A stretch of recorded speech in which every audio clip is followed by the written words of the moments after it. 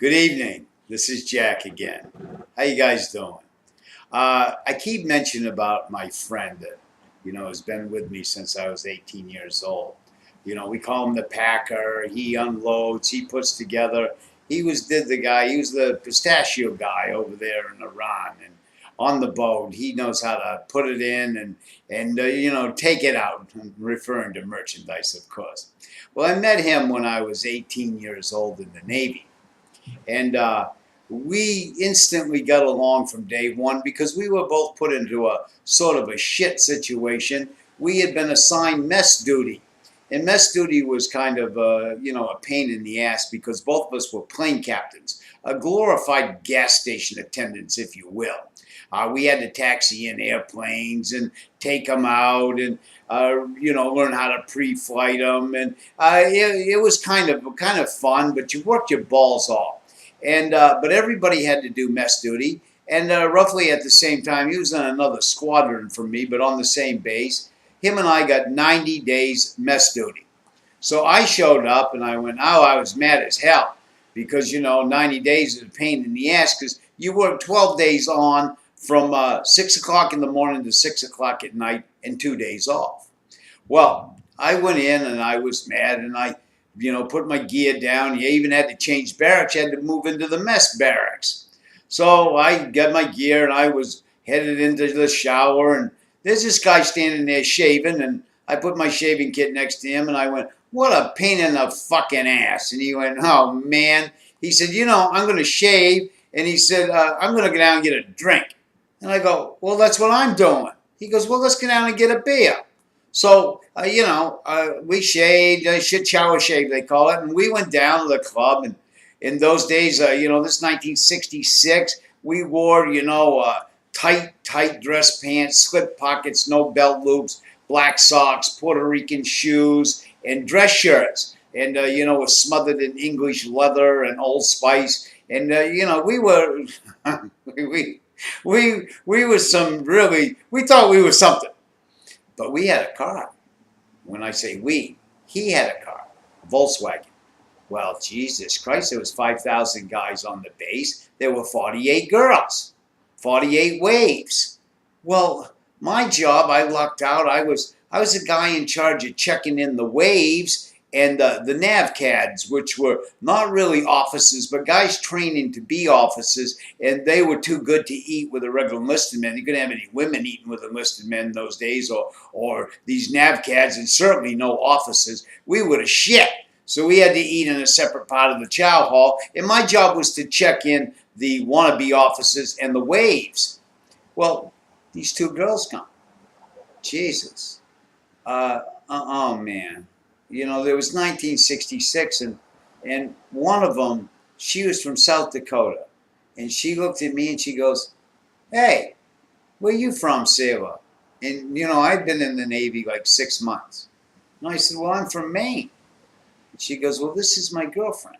And I go, Jesus, how are you, honey? She goes, nice to meet you. I said, you wouldn't have a car, would you? And I go, well, I do. She goes, you got a car? And I go, yeah. She said, well, how'd you like to go out sometime? You got a friend? I said, well, my friend owns a car. Can I go get him? And they went, yeah, go get your friend. So I went behind the line, and there's the Packer. He had like a kind of a shit job. He had to serve the food, and, but we had great chow, but he had to serve the food to the men and, help clean up after. All I had to do was check in the girls and the wannabes. And I'm just setting you up that those two girls picked us up. Well, oh my God, we'd go to the club and we would drink and these girls would dance with the other sailors and grind and fucking kiss and we'd shoot pool. And there was a crew of us, there was 11 of us. And I'd mentioned Billy Justin, the boy get killed up on the Forest Hall. He was one of them. And there was 11 of us. We were all Yankee boys. South was a little different in those days, 66. It was, segregated. And none of us really knew anything about that. In fact, I'd never seen a black person. I'd never seen a black person in my life, up in the fucking middle of Maine. So we were a little different, and the Southern boys didn't really like us, and we really didn't like them. Now, I'm not generalizing. That's not the case with all of them, but the majority of them.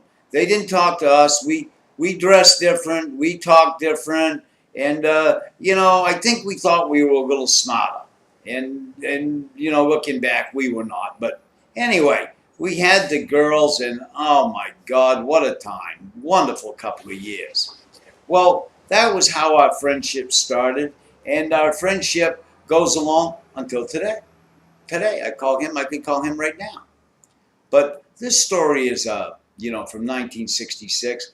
Let's jump ahead to, in the 70s. And I'd had a little problem. I had to move out to California in 74. And later part of 74, 75, I called this guy. He lived in New Jersey. I said, hey, what are you doing? He goes, I'm working for fucking UPS. I go, well, fuck that. Quit. And, we're packing. I don't even know if UPS was started, but one of the mail services, maybe it was even the post office. I don't know. I said, hey, fuck that. Come on out here. Start you right away. $1,000 a week, all expenses paid, rent, house, food, money, dope. I know some girls. I'll introduce. He goes, are you shitting me? Really? I said, yeah. He goes, what else I got to do? I said, oh, I don't know. Get the fuck out of here and we'll talk about it. So we get out, and the first job I'd had for him was, he showed up, but this is, some guys say they got a friend. Well, this guy's my friend. This guy's my friend today. Whether I've been up or I've been down, whether I've been in the penthouse or the basement, whether I was in prison, whether people turned on me, whether shit on me, fucking caused me all kinds of fucking trouble, lost my homes, my houses, lost everything, nothing in the fucking street, zero, still my friend. Money, paid, my brother. I love him. I love him. I worship him because he is my real friend. Fuck with me? No problem. You fuck with him.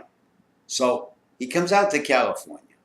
And, hey, California in 1974, 75, I missed the hate and all that shit. But, I was in Miami for that. I got there in 69. But here we are. And he goes, well, what do you do? And I said, well, I do all kinds of shit. I said, I'm in the dope game. I sell dope. I sell coke. I sell pills. I sell anything. I don't give a fuck what it is. And I said, we get this guy fucking with us. And he goes, well, what do you want me to do? And I said, well, I got these friends over in Oakland. It's a father and his two sons. They own a bar. I said, I'm going to bring this guy over, and we're gonna give him a Mickey Finn. And he goes, you mean a Mickey Finn, like it knock him out? And I go, yeah. And he goes, well, I don't know what the fuck. How are you gonna get a Mickey Finn? And I said, well, I went over and talked to the old man. They're bikers. I'm not gonna say what group or what club, but they were affiliated with the bikers, bad motherfuckers. And the old man said, Mickey Finn, you don't need Mickey Finn is a weird concoction, but he said, I got a better concoction, a bottle of Visine. I go, what? The shit you put in your fucking eyes? He goes, yeah. I said, well, what are you doing? He goes, well, you just put it in his drink, and within 15 minutes, that fucking guy will pass out, and then you take him outside. When he comes to, then, you give him a question because he took something that didn't belong to him. I go, oh, okay. So I said to my friend from New Jersey, I go, well, listen, so we might want to try this. I said, would you be willing to take the Visine and, just to see if it works and be the guinea pig? He goes, fuck yeah, no problem whatsoever. But I'm going to have to do that with a bottle of Chateau Lafite Rothschild, 1964. And I go, you piece of shit, you haven't been out here 2 days, hustling motherfucker. I said, okay. All right, in those days, 74, it wasn't very expensive. In 1970, it was $16. 71, it was 32. 73, it was 64. Now I think we were $1.28 or, double that. It kept doubling and doubling and doubling.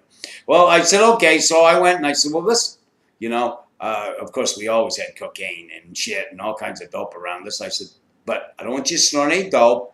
I said, all I want you to do is we'll get the glass of wine, we'll decant it, and once we get it decanted, 3-4 hours, pour your glass, we'll dump a bottle of Visine in it, and we'll see if it works. If it knocks you right the fuck out, well, okay. You're the guinea pig, good. So Anyway, we had an apartment in San Francisco, so he comes over and we get the bottle and we pour the glass of wine. We get it all ready. We drop a whole bottle of Visine into the glass. Well, I said, there's no sense just up and chug it. You can't. It's too good a wine. We just drink wine. You know. And we're just a pack of shitheads. But, you know, and the rest of us are snorting cocaine, but we're keeping a close eye on him. And sure as shit, he drinks a bottle of wine. So like 10 minutes go by, and he went, hey, I don't feel good. I go, shit, what? He goes, I don't know. Because I feel weird. I go, good.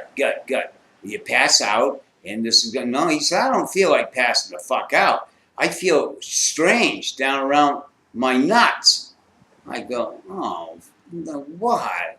And he goes, So like 5-6 minutes, like 10 minutes, and he goes, hey, I'm feeling strange. So he said, I gotta go to the bathroom. So he gets up, and he's sitting in the living room, and he goes in the bathroom. And he goes, Jack! And I go in the bathroom, he got his pants off and his underwear off. And his nuts had swollen up about the half the size of a fucking baseball, each one of them, and they were purple. And his cock was half purple. And I went, oh, Jesus fucking Christ. And he went, this is not good. He goes, this isn't going to work. You're going to get a guy that's got great big purple fucking nuts and a purple dick. What good's that? You know, what are you going to do then? And I went, oh my fucking word.